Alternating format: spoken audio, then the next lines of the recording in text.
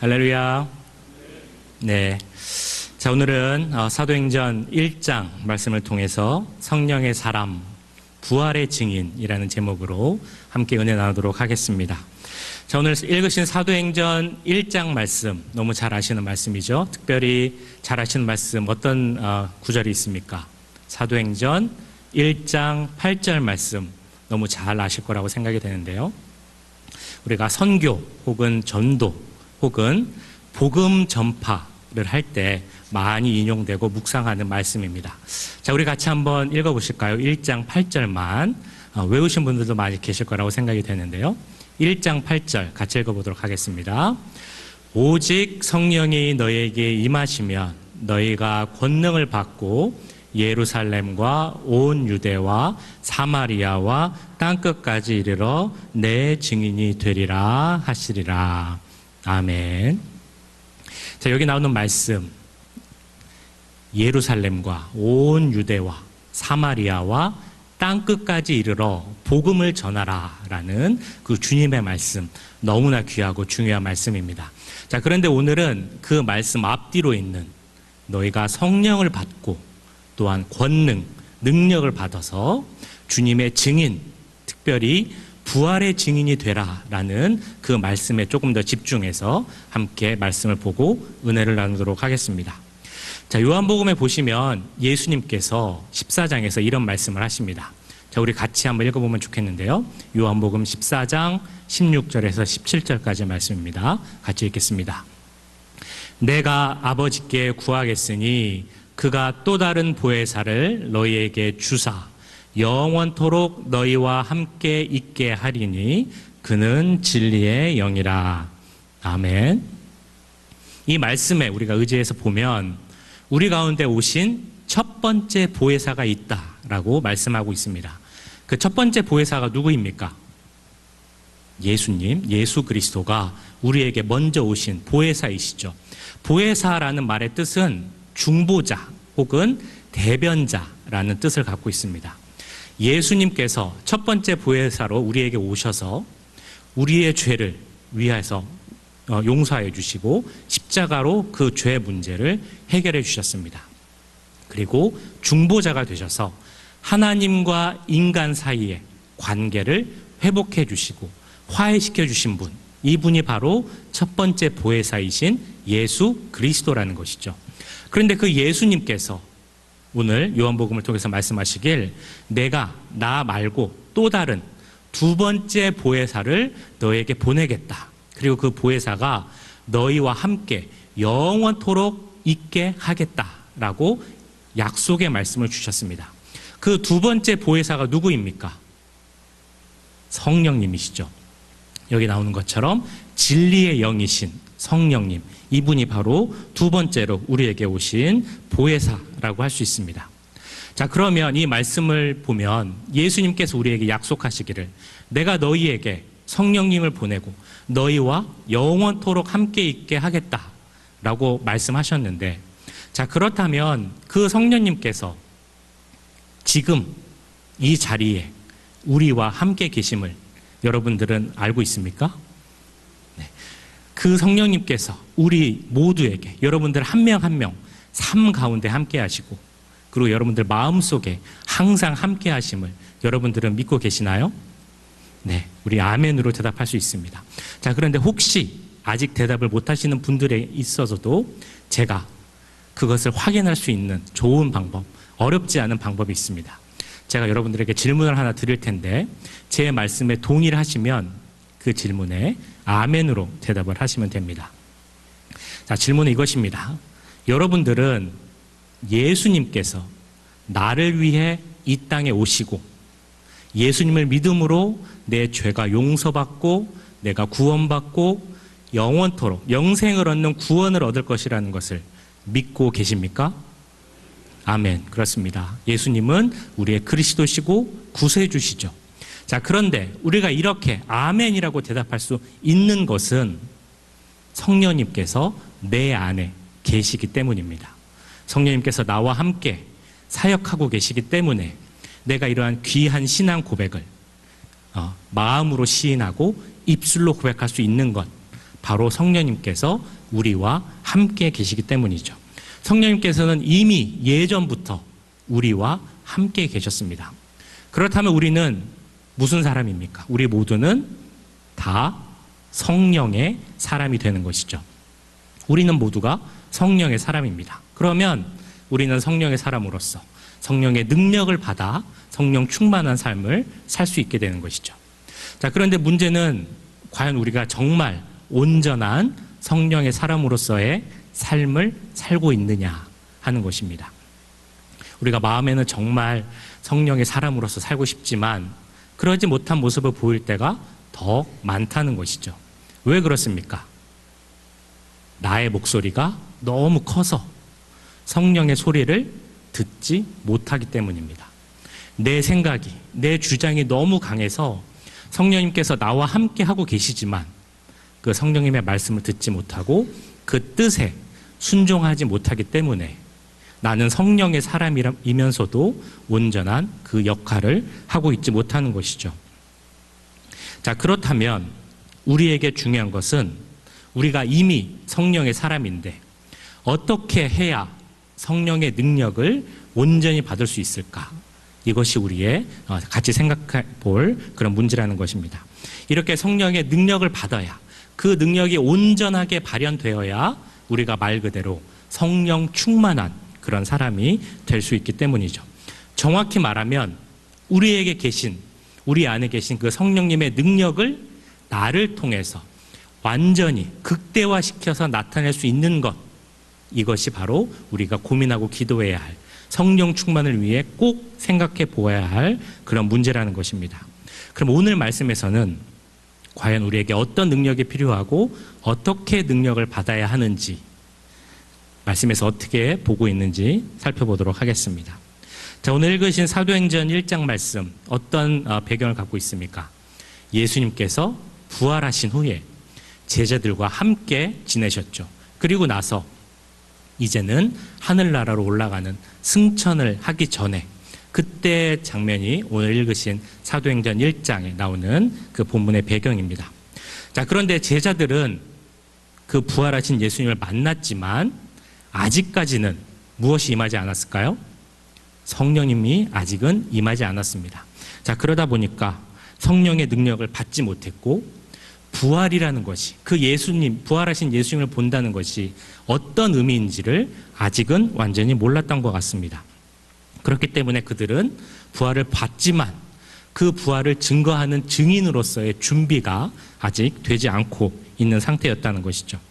부활이 무엇인지, 부활의 믿음으로 우리가 얻을 수 있는 영적 유익이 무엇인지 그것을 깨닫고 알기보다는 당장 눈앞에 보이는 세상적 관심에 더 많은 주의를 기울이는 그 상태가 현재 제자들의 상태였던 것입니다. 자, 그것은 어떻게 알 수 있습니까? 오늘 사도행전 1장 6절에 나오는 말씀, 제자들이 예수님께 물어보는 그 말씀을 통해서 제자들이 가장 관심 있는 것이 무엇인지 알 수 있죠. 6절 보시면 이렇게 나와 있습니다.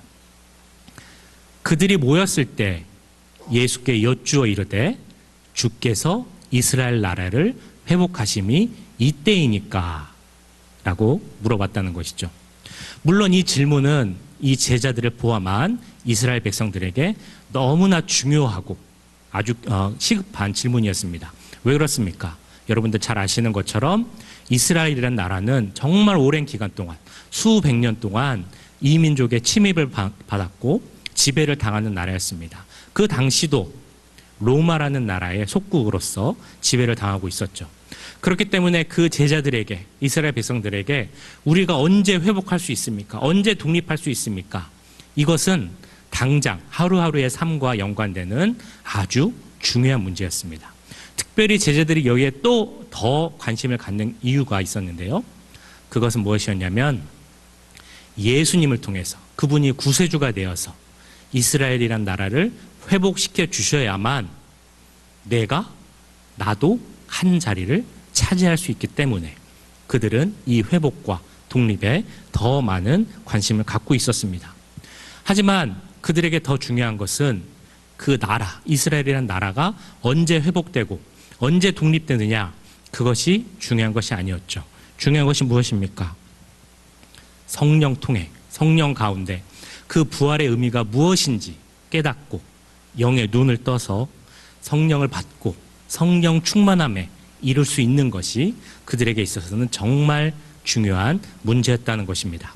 자, 그것을 알기에 예수님께서는 제자들이 6절을 통해 했던 질문과는 또 다른, 전혀 다른 관점에서의 답변을 주십니다. 그 답변이 7절, 8절에 나오는 말씀이죠. 제가 읽어보겠습니다. 7절, 8절. 이르시되 때와 시기는 아버지께서 자기의 권한에 두셨으니 너희가 알 바 아니요. 자, 8절 말씀. 오직 성령이 너에게 임하시면 너희가 권능을 받고 예루살렘과 온 유대와 사마리아와 땅끝까지 이르러 내 증인이 되리라. 이것이 가장 중요한 말씀이라는 것입니다. 제자들에게 먼저 필요한 것이 무엇입니까? 먼저는 성령을 받는 것, 그리고 그 성령이 주시는 능력을 받아 증인이 되는 것, 이것이 가장 중요하고 근본적인 문제라는 것이죠. 자, 그러면 우리에게는 이미 성령이 임하였다라고 말씀드렸습니다. 우리 모두가 확신하고 있습니다. 그러면 우리는 이미 성령을 받았는데, 그럼 우리가 그 성령 받은 자로서 능력을 또한 받기 위해 정말 우리에게 먼저 필요한 것이 무엇인가? 그리스도의 부활의 증인이 되기 위해서 우리에게 필요한 것, 그것은 바로 성령 안에서 변화할 수 있는 변화의 능력이 우리에게 너무나 중요한 능력입니다. 부활의 증인이 된다는 것은 곧 다르게 이해하면 내가 변화할 수 있는 변화의 능력을 받았다라고 얘기할 수 있습니다. 우리는 예수님의 부활에 참여한 자입니다. 부활이라는 것이 어떤 의미입니까? 예수님께서 죄와 사망을 이기시고 그 승리를 확신해 주셨다라는 그런 의미입니다. 그렇다면 우리도 그 죄와 사망에 대해서 이겼기 때문에 이제는 거기에 얽매이지 않고 예수님과 함께 성령의 능력 안에서 변화할 수 있는 그 힘이 우리에게 생긴 것이죠. 이것이 바로 부활이 주는 능력이라고 할 수 있습니다. 이 말씀을 잘 나타내주는 그 말씀, 여러분들 잘 아시는 고린도 후서 5장 17절 말씀 있죠. 제가 읽어보도록 하겠습니다. 고린도 후서 5장 17절 말씀. 그런즉 누구든지 그리스도 안에 있으면 새로운 피조물이라. 이전 것은 지나갔으니 보라, 새 것이 되었도다. 아멘. 우리 모두는 부활하신 예수님 안에서, 그리고 성령님 안에서 새로운 피조물입니다. 우리는 새로운 피조물이 되었기에 우리의 삶이 달라질 수 있는 것이죠. 우리의 인성이 달라질 수 있는 것이고, 우리의 성격과 성품도 달라질 수 있는 것입니다. 우리의 습관이 달라지고 우리의 인생 전체를 바꿀 수 있는 것은 우리가 주님 안에서, 부활하신 예수님 안에서 변화해서 새 사람이 되었고 새로운 피조물이 될 수 있었기 때문입니다. 자, 그런데 여기서 중요한 사실 한 가지가 있는데요. 변화에 대한 중요한 사실입니다. 이 변화는 우리가 현재 이렇게 있는데 그 상태가 조금씩 변해간다. 그 상태의 단순한 변화를 의미하지는 않습니다. 여기서 말하는 변화는 완전한 변화를 의미합니다. 그것이 무엇이냐면 옛사람이 죽고 새 사람으로 다시 태어나는 영적인 부활로서의 변화를 의미한다는 것이죠. 내가 조금씩 변하는 게 아니라 옛사람, 죄인이었던 옛사람은 옛 피조물을 완전히 죽이고 성령 안에서 새로운 피조물로 다시 태어날 때, 부활할 때, 이것이 하나님께서 성령 안에서 우리에게 주시는 변화의 능력이라는 것입니다. 이것을 다른 말로 표현하면 어떻게 표현할 수 있겠습니까? 성령 안에서 다시 태어나는, 즉 거듭남의 은혜, 거듭남의 능력이라고 할 수 있는 것이죠. 이 거듭남의 은혜가 우리 가운데 있어야 우리가 새 사람이 될 수 있고 성령의 사람이 될 수 있고 부활을 나타낼 수 있는 능력의 사람이 될 수 있다는 것입니다. 우리에게 중요한 것이 뭐라고요? 변화하여 거듭날 수 있는, 옛사람이 죽고 새 사람으로 다시 태어나는 그 영적 부활을 경험하는 것이 너무나 중요하다는 것입니다. 이 변화, 영적 부활을 통해서 우리가 가질 수 있는 또 다른 능력이 있습니다. 그것은 바로 하나님의 시선을 가질 수 있다는 것입니다. 내 관점, 내 시선으로 보는 것이 아니라 하나님의 관점으로 세상을 바라볼 수 있다는 것이죠. 우리가 성령의 사람으로 살기 위해서, 부활을 증거하는, 부활의 증인이 되기 위해서 우리가 꼭 가져야 하는 능력입니다. 하나님의 시선으로 이 세상을 바라보고 그리고 분별할 수 있는 그런 능력이 필요하다는 것이죠. 무엇이 진짜이고 무엇이 가짜인지, 어떤 것이 진리이고 어떤 것이 진리를 가리는 거짓된 영인지, 그것을 분별하고 판단할 수 있는 그 능력이 우리에게 필요하다는 것입니다. 그 능력은 어떻게 하면 생길 수 있다고요? 우리가 주님 안에서, 성령 안에서 온전히 죽고 다시 태어나는 거듭남의 은혜를 체험할 때 이 하나님의 관점을 우리가 가질 수 있게 되는 것입니다. 성경의 인물 중에 베드로가 이 모습을 잘 나타내고 있습니다. 여러분은 잘 아시죠? 베드로 어떤 사람이었습니까? 우리가 흔히 하는 말로 예수님의 수제자다라고 하는 사람입니다. 하지만 이 베드로가 예수님이 잡혀갈 때 어떤 모습을 보여주고 있습니까? 가장 먼저 도망간 사람 베드로였죠. 어린 요정이 베드로를 보고 막 물어봅니다. 당신 그 예수라는 사람과 같이 다니던 그 무리에 속해 있던 제자 아닙니까? 라고 물어보자 베드로가 어떻게 얘기하죠? 화를 불같이 내면서 나는 그 사람이 아니다. 나는 그 예수와 같이 다니지 않았다. 이렇게 부인하고 도망가게 바빴던 사람이 바로 베드로였습니다. 하지만 베드로에게 무엇이 임합니까? 오늘 읽으신 사도행전 1장 마지막 뒷부분에 보시면 마가의 다락방에서 성령의 임함을 경험을 하죠. 성령의 충만함을 경험하고 그 성령의 능력을 갖게 됩니다. 그 안에서 변화하고 이제는 새로운 마음으로, 새로운 시선으로 세상을 바라볼 수 있게 됩니다. 그가 얼마나 능력이 있었든지 어떤 역사가 일어납니까? 베드로가 한번 나가서 설교하면 3,000명의 사람이 복음을 받아들이는, 영접하는 역사가 일어납니다. 또다시 가서 설교하니까 이제는 5,000명의 사람이 예수님을 그리스도로 받아들이게 되는 것이죠. 그 복음의 능력이 얼마나 컸던지 유대 한 관원이 베드로를 잡아옵니다. 그리고 죽이겠다고 협박하면서 둘 중에 하나를 선택하라고 하죠. 너가 이제는 복음을 전하는 것을 그만하든지 아니면 계속하지만 죽을 수 있다는 것을 선택하든지 둘 중에 하나를 선택하라 라고 얘기를 합니다.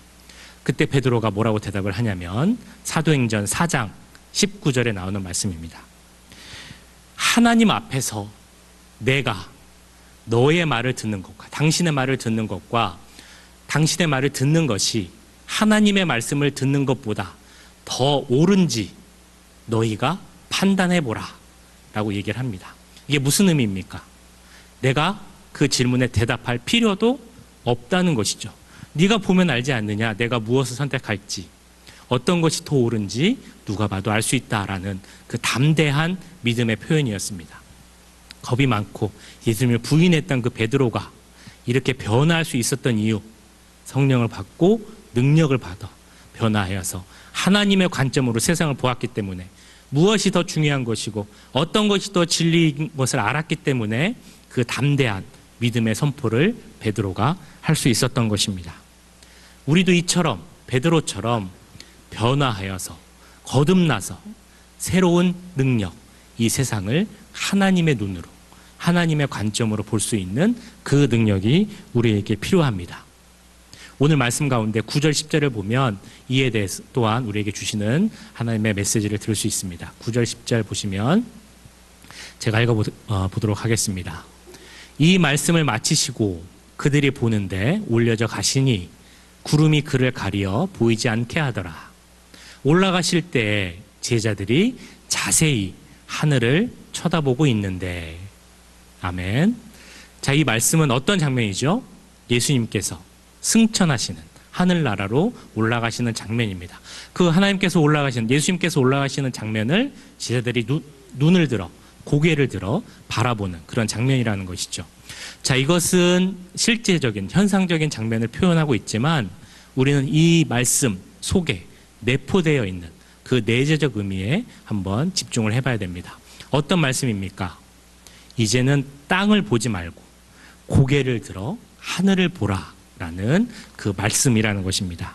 골로새서 3장에서 바울이 골로새 교인들에게 권면했던 것처럼 이제는 땅의 것을 생각하지 말고 위의 것을 바라보고 위의 것을 찾으라 라는 그 말씀을 여기에 적용할 수 있다는 것이죠. 왜 위의 것을 보라고 하고 있습니까? 위의 것을 생각해야 하는 이유는 그리스도 예수님이 위에 계시기 때문입니다. 성령의 사람은 눈을 들어 그 위에 계신 그리스도 예수님을 볼 수 있어야 한다는 것이죠. 뿐만 아니라 그 예수님을 바라봄으로 예수님과 함께 예수님이 주시는 그 시선으로 세상을 바라볼 수 있어야 하는 것, 이것이 성령의 사람, 능력의 사람이 갖춰야 할 것입니다. 이러한 본질적 변화, 내 눈으로, 내 생각으로 바라보는 것이 아니라 하나님의 눈으로, 하나님의 시선으로 바라볼 수 있는 이 본질적 변화가 우리에게 필요한, 정말 성령 충만함을 갖기 위해서 필요한 능력입니다. 그렇기 때문에 이런 관점에서 보면 우리에게는 정말 그 부활이, 영적 부활이 너무나 중요하다는 것이죠.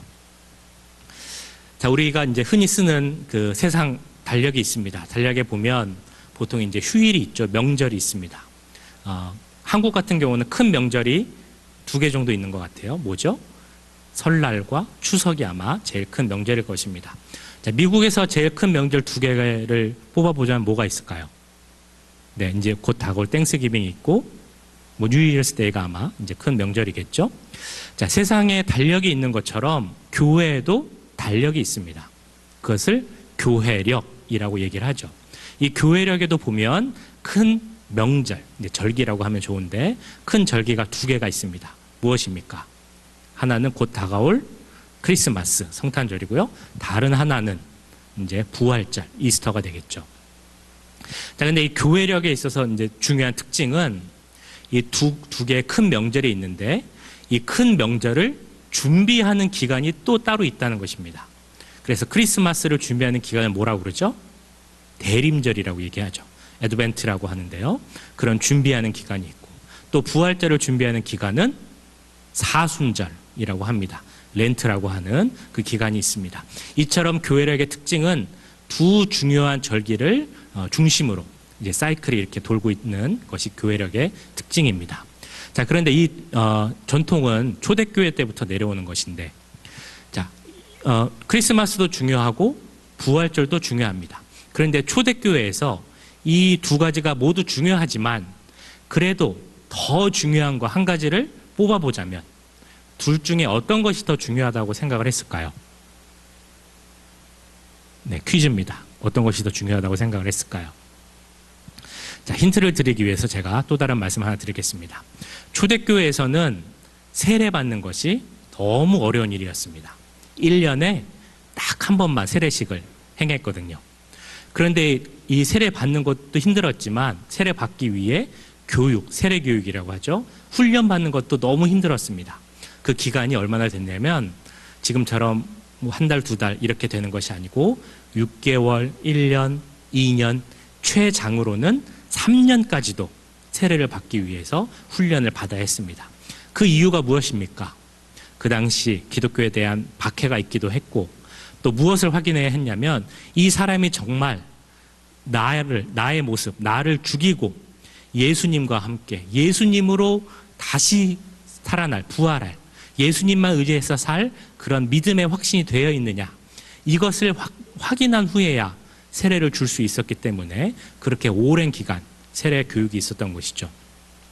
자, 이렇게 해서 정말 오랜 기간 훈련을 받고 나서 그것이 통과가 되면 세례식을 행했는데, 그 세례식, 1년에 한 번 했던 그 세례식이 언제 행해졌을까요? 내가 죽고 다시 살아난다는 의미가 있는 부활절에 행해진 것이죠. 크리스마스와 부활절 중에 무엇이 더 중요하다고 생각을 했겠습니까? 부활절이 더 의미가 있다라고 생각을 한 것입니다. 그 이유는 부활이라는 의미가 죄와 사망에서 이긴 것을 확실히 확정적으로 나타내는 사건임과 동시에 내가 그것에 참여함으로 나도 부활할 수 있고 나도 승리할 수 있고 나가 변화함으로 그리스도의 사람으로 성령의 사람으로 부활을 증거할 수 있는 증인이 될 수 있다라고 믿었기 때문입니다. 자, 부활의 증인이 되기 위해서 우리에게 필요한 것, 특별히 가져야 할 것 무엇이라고 말씀드렸습니까? 하나님의 시선, 그 눈을 갖는 것이라고 말씀드렸습니다. 그럼 이제 중요한 것은 하나님의 시선을 가진 사람들이 증인이 되기 위해서 우리가 어떻게 사는지를 보여줘야 한다는 것입니다. 부활의 증인으로서 부활의 능력, 성령의 능력을 가진 사람이 이렇게 살 수 있다, 다르게 살 수 있다는 것을 보여줘야만 그것이 진정한 부활의 증인이 될 수 있다는 것이죠. 이 세상 사람들, 그들과는 다르게 살 수 있다는 것을 보여줘야 한다는 것입니다. 세상 사람들은 어떻게 삽니까? 눈앞에 있는 손에 잡힐 것 같은 그 이득을 위해서 뭐라도 할 수 있다고 생각하는 사람들이 세상 사람들입니다. 거짓말하고 남을 속이더라도 그것이 나에게 이득만 된다면 얼마든지 할 수 있다라고 생각을 하고 있다는 것이죠. 제가 예전에 어떤 청년에게서 들은 이야기인데요. 그 청년이 다니는 회사 사장님이 이렇게 한다는 것입니다. 그 회사의 이득을 높이기 위해서, 텍스를 아끼기 위해서 회사를 5개로 쪼개놨대요. 그래서 나머지를 페이퍼 컴퍼니로 만들어서 그것을 통해서 텍스 보고를 하면 텍스를 줄일 수 있고, 그러면 회사 전체 그리고 본인의 이익이 늘어나기 때문에 그런 방법을 쓰고 있다는 것이죠. 이 청년이 고민하는 게 뭐냐면 그 회사의 사장님이 어떤 교회의 장로님이라는 것입니다. 세상 사람들은 그럴 수도 있다라고 얘기할 수 있습니다. 다른 사람도 다 그렇게 하니까, 내가 그렇게 해야만 나에게 이득이고 나도 먹고 살 수 있으니까 뭐 어떻게 하겠냐라고 얘기할 수 있습니다. 하지만 그것은 세상의 관점일 뿐입니다. 하나님을 믿고 성령의 사람이 되어서 하나님의 관점으로 세상을 바라보는 사람들은 그렇게 살지 말아야 한다는 것이죠. 이 세상이 아닌 그 세상 너머에 있는 영적 세상, 성령 충만한 성령의 사람이만이 볼 수 있는 그 진리의 세상을 보고 그 기준에 맞춰서 살아야 한다는 것입니다. 이제 그 성령의 능력이 우리 가운데 넘쳐서 정말 부활의 증인으로서, 부활의 능력을 가진 자로서 이 세상 가운데 살 수 있는 여러분들이 되시기를 간절히 바랍니다. 여러분들, 그 쓰나미라는 것 아마 다 잘 아실 것입니다. 쓰나미가 뭐죠? 한국말로 하면 해일이라고 합니다. 바다 밑에 땅이 지진이 생겨서 그게 흔들리면 이제 큰 파도가 생기는 것, 말 그대로 집채만한 파도가 생기는 것, 뭐 뉴스나 뭐 동영상 같은 걸 통해서 많이 보셨을 거라고 생각이 됩니다.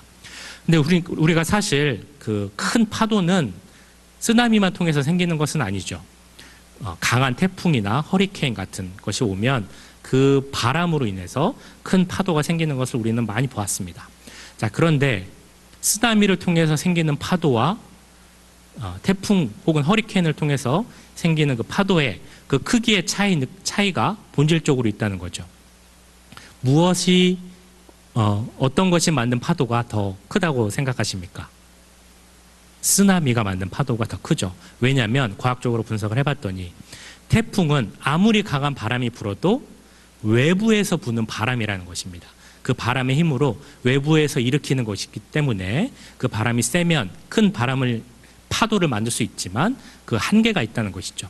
그에 비해 쓰나미는 바다 밑에서 그 중심이 흔들리면서 만드는 파도이기 때문에 정말 큰 파도를 만들 수 있다는 것입니다. 우리도 마찬가지입니다. 우리가 어떤 외부의 자극이나 나의 개인의 인간적인 생각으로 우리가 어떤 변화를 만들려고 하면 그것도 의미 있는 일이 되겠지만 그 변화는 너무 작고 한계가 있다는 것이죠. 우리에게 정말 큰 귀중한 본질적 변화가 있으려면 우리의 마음, 우리의 중심이 흔들려야 한다는 것입니다. 이것을 누가 흔들 수 있습니까? 우리와 함께 계시는 성령님만이 우리의 중심을 흔들 수 있습니다. 그리고 이렇게 성령님을 통해 우리가 흔들려야 우리의 모든 것이 깨지고 우리의 모든 것을 내어놓을 수 있어야 나는 죽고 예수님으로 살겠다라는 그 믿음의 고백이 나올 수 있고 우리의 삶이 온전히 변할 수 있다는 것이죠. 우리가 올해 표어로 만든 성령 충만함으로 열매를 맺기 위해서 우리에게 필요한 것이 무엇입니까? 우리의 중심이 흔들려 나 자신 모든 것을 내려놓고 이제는 성령 안에서 그리스도로 살겠다라는 그 귀한 결심이 우리 가운데 있어야 이제는 우리도 성령 충만함의 열매를 맺게 될 줄로 믿습니다. 우리는 성령의 사람입니까? 성령의 사람입니다. 능력의 사람입니까? 성령님을 의지하면 우리 모두가 능력의 사람이 될 수 있습니다. 내가 죽고 예수로 살겠다라는 결단이 있을 때 우리 가운데 성령의 능력이 더하게 될 줄로 믿습니다. 옛사람이 죽고 새 사람으로 살겠다는 그 경험이 있을 때 우리의 삶이 부활을 증거하는 부활의 증인으로서의 삶이 될 줄로 믿습니다. 이 귀한 은혜가 그리고 이 귀한 능력이 이 자리에 함께한 모든 분들에게 임하시기를 주님의 이름으로 축원드립니다.